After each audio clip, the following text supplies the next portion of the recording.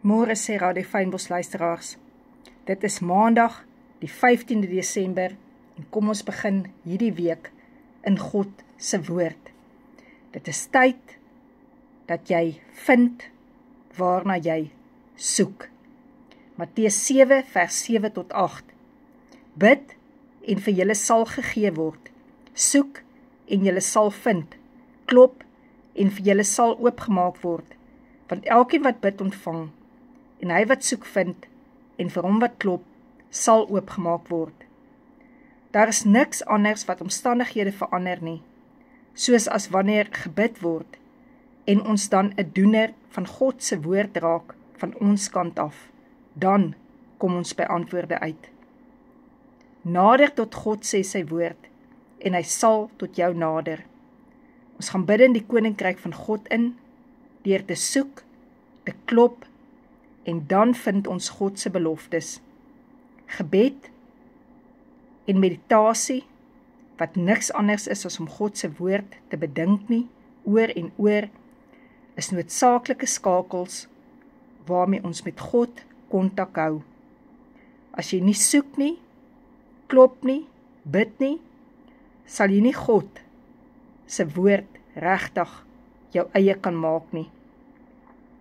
Ons verstaan nie wat word van ons verwag as ons in die teenwoordigheid van God kom nie. Psalm 118 sê, maak oop vir my die poorte van die geregtigheid. Ek wil daardeur ingaan. Ek wil die Here loof. Dit vat ons in die waarheid om werklik uit te kom by die waarheid wat in ons is.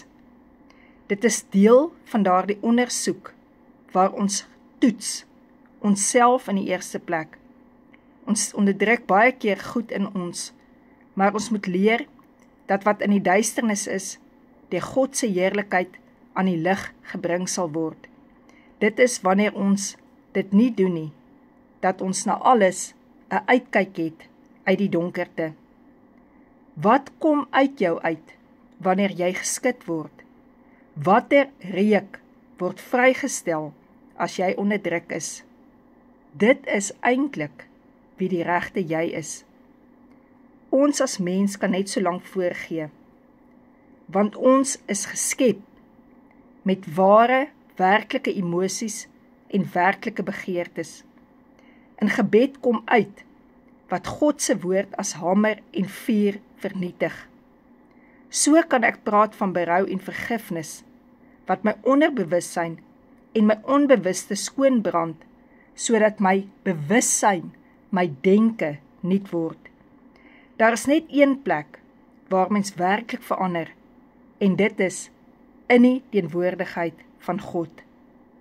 'n Mens moet 'n plek hê waar jy genoeg kan vertrou om te gaan uitpak. Altaargebed is die plek waar vertroue, herstel of gevestig word. Die plek waar God die antwoorde waarna jy soek vir jou kom gee en die vaste voorneme wat jy nodig het om deur te druk by hom ontvang. Daardie salwing. Soos jou vertroue in God se teenwoordigheid meer groei in hom, so gaan hy jou meer gerus-stel dat jy regtig met enige behoefte na hom toe kan kom, net soos wat jy is.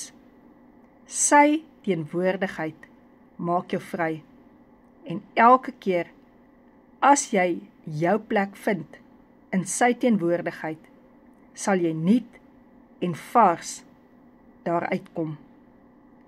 Terwyl jy kommunion gebruik nou, glo werklik wat Jesus gesê het. Dit is my bloed wat jy drink. Glo dit, dat jy daar die krag sal ontvang om te vergewe en ook om met die grootste sonde na hom toe te gaan, sodat hy jou kan verlos. Glo wanneer jy sy liggaam gebruik, dat dit sy wonde is en sy woorde vir jou die waarheid sal word. Deur sy wonde het jy genesing ontvang. So wat doen ons eintlik? Wanneer ons in sy teenwoordigheid is, gaan maak ons maar eintlik 'n draai by Golgotha. Staan ons saam met hom op, en weet ons, hy tree vir ons in, en daarom kan ons nie uitstap elke oomblik.